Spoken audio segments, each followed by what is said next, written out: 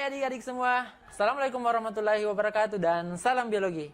Nah, jumpa lagi bersama kami di adnanbiologi.com, tempat belajar biologi kreatif, inovatif, dan tentunya up to date. Nah, kali ini adik-adik akan ditemani bersama Kak Samsul. Kita akan belajar materi tentang ruang lingkup biologi. Ya. Terus, apa sih itu biologi? Jadi, perlu teman-teman tahu bahwa istilah biologi berasal dari bahasa Yunani, yaitu bios dan logos. Di mana bios artinya hidup dan logos artinya studi atau ilmu. Jadi, biologi adalah ilmu pengetahuan yang mempelajari tentang makhluk hidup. Jadi kakak ulangi lagi, bahwa biologi adalah ilmu pengetahuan yang mempelajari tentang makhluk hidup. Selanjutnya, sebagai suatu ilmu, cabang biologi itu cakupannya sangat luas dan sangat dalam, meliputi manusia, hewan, dan tumbuhan. Dari semua objek-objek tersebut, ada yang dapat dilihat dengan menggunakan kasat mata, dan ada pula yang dilihat dengan menggunakan alat bantu. Ya. Oleh karena ilmu biologi sangat luas, maka muncullah ilmu-ilmu lain yang merupakan cabang dari biologi. Jadi tentu adik-adik telah mendengar atau membaca berbagai jenis cabang biologi, baik itu biologi murni seperti botani, zoologi, ornitologi, dan ilmu-ilmu lain, maupun biologi terapan, contohnya kedokteran, peternakan, dan perikanan. Selanjutnya, berdasarkan tingkatannya, cabang biologi itu melingkupi berbagai jenis disiplin ilmu atau domain, dimulai dari tingkat molekul hingga tingkat bioma. Jadi setiap komponen atau tingkatan itu saling memengaruhi antara komponen satu dengan komponen lain. Jadi apabila terjadi suatu kerusakan dari suatu komponen, maka akan mempengaruhi keberadaan komponen lain. Nah, di sini kita lihat ada disiplin ilmu atau tingkat cabang biologi ya.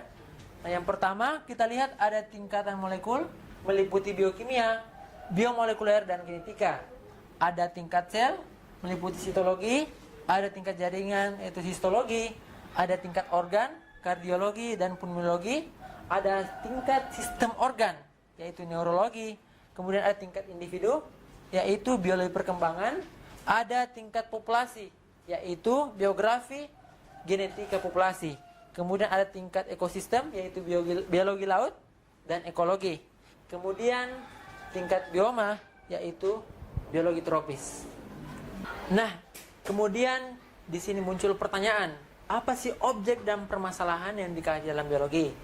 Nah, di sini kakak menampilkan gambar organisasi tubuh manusia, yang dimana ini merupakan tingkatan organisasi kehidupan pada level individu. Nah, seperti kita lihat di sini ada atom, molekul, sel, jaringan, organ, sistem organ, dan individu. Nah, apa sih objek kajiannya? Nah, yang pertama kita lihat pada tingkatan molekul. Jadi objek kajian pada molekul yaitu bidang molekuler. Jadi bidang molekuler ini mempelajari tentang makromolekul dan mekanisme makromolekul. Seperti apa? Yaitu replikasi gen, ekspresi gen, dan mutasi gen. Kemudian pada level sel atau tingkatan sel. Jadi objek kajian pada tingkatan ini yaitu sitologi. Jadi istilah sitologi yaitu merujuk pada bagaimana kita mengamati interaksi sel dengan sel lain atau pada lingkungannya, ya. Kemudian kita masuk pada jaringan. Jadi secara harfiah, objek kajian pada jaringan ini yaitu histologi, yaitu tentang studi tentang jaringan tubuh.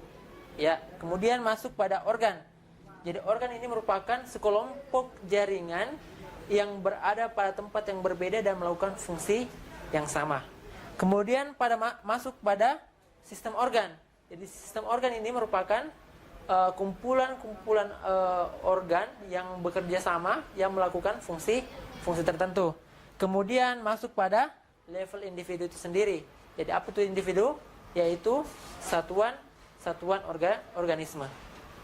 Nah, selanjutnya kakak menampilkan gambar tingkatan organisasi kehidupan. Nah, seperti adik-adik lihat di sini ada tingkatan individu, populasi, komunitas, ekosistem, bioma hingga biosfer. Nah, di sini kita lihat ada tingkatan individu yang merupakan satuan organisme yang hidup pada satu lingkungan. Kemudian ada populasi yang merupakan kumpulan dari beberapa individu yang saling berinteraksi yang menempati suatu tempat dan waktu yang sama.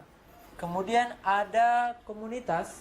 Nah, komunitas ini merupakan kumpulan dari populasi yang hidup yang saling berinteraksi antara populasi satu dengan populasi yang lain.